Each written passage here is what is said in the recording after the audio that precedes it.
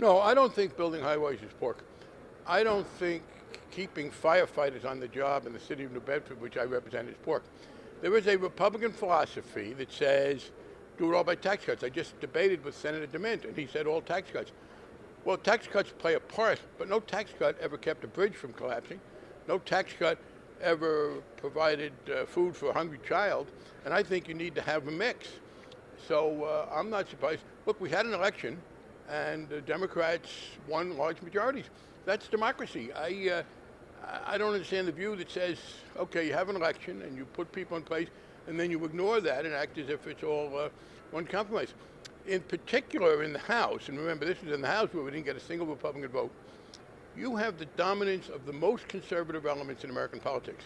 I mean, look, it's unfair to expect President Obama, I think, to be able to get Republican support in the House, because if you hear a House Republican in recent times denouncing the president for leading us to socialism, for spending too much money, for not respecting the market, he's talking about George Bush. I mean, these people have repudiated George Bush. If George Bush couldn't get along with him, well, what do you want from poor Obama?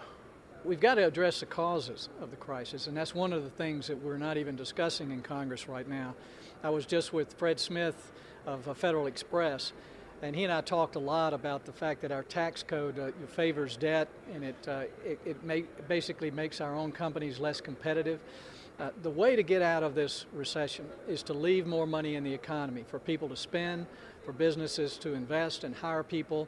And the plan that's come out of the House, the Democrat plan, is really taking $1 trillion out of the economy and then allowing politicians to direct how it's spent.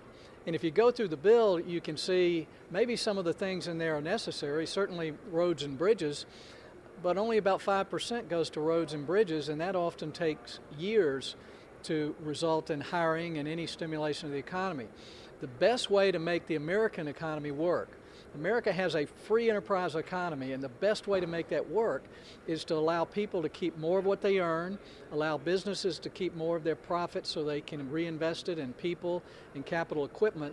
It makes absolutely no sense right now to take $1 trillion out of our economy and then say we're going to spend it as a government. It's never worked before, and that's basically socialism, and we don't have any examples in history where that type of economic management has worked.